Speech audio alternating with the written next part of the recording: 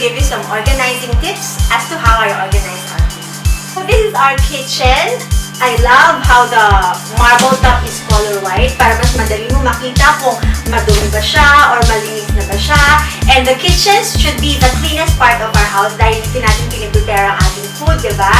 And this is our stove top. Dito ko niluluto yung mga pagkain that we prepare para sa cooking with Netsky Pechki.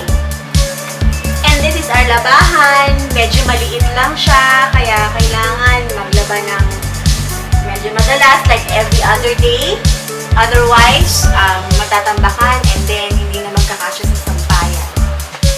Okay, so meron dito mini toilet. This is our stock room, guys. So lahat ng mga bagay na hindi namin ginagamit, dito lahat namin in-stock.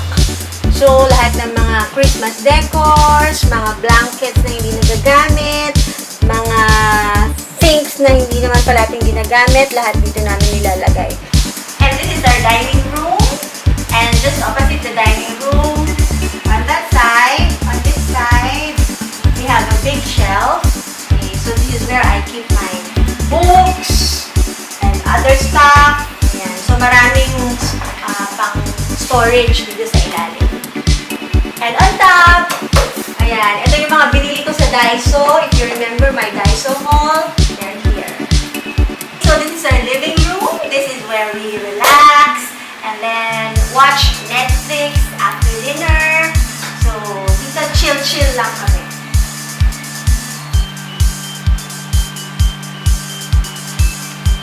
Okay, so now let's go to my favorite part of the house, which is the balcony.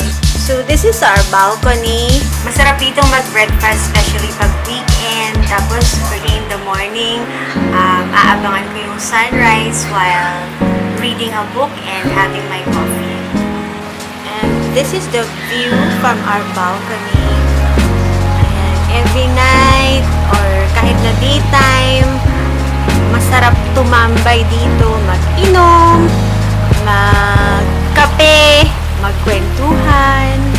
So now, let's go to the bedroom.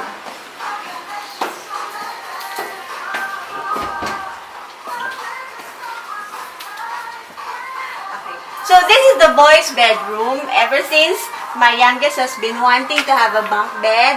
And now, ayan, meron na siyang bunk bed. At saka bunk bed lang talaga yung kasya dito kasi the room is too small. But kasya naman sila dito, kaya okay lang. Okay, so now let's go to the master's bedroom.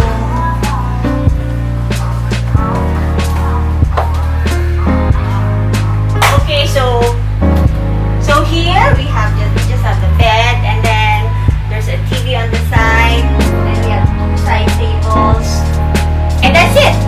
So now let's go to the banyo. So this is our banyo. Hindi kami dito naliligo kasi walang shower room. Bathtub lang siya at mahirap maligo sa bathtub.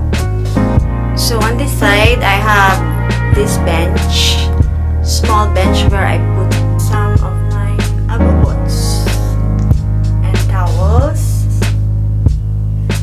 and toilet rolls. So here is another banyo.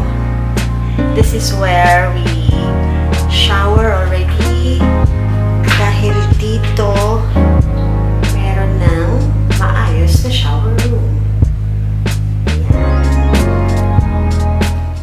So now here are some ways on how we can make our home more organized. Number 1, we should have a place for everything and we must put everything in its place. Each item in our house must have its own home also. Like in my case, upon reaching home from work, I immediately put back my shoes in its proper place. My bag has its own space also, as well as the accessories that I use every day. This will save us time because we don't need to keep on looking for things na na-misplace natin dahil wala silang tamang lalagyan. Number 2 is to label the items in your house and have an inventory of the things that you own already. Now, this will make it easier for you to locate your things. Mas madaling hanapin pag may labels yung mga bagay. At mas alam natin kung ano yung mga meron pa at kung ano yung mga wala na. Like for example, sa pantry, mas madali mong makikita kung ano yung mga items na meron pa or yung mga items na kailangan mo nang i-replenish. Number 3, before purchasing something, make sure it has a space in your house. The more you buy, the more clutter you will have and the more things you will have to manage. And lastly, tip number 4, collect the things that you don't use anymore and sell them or donate them to a charity. So that's all for today, guys. I hope you have learned something from this video. And thank you so much for watching and see you again on my next vlog. Please don't forget to subscribe. Bye!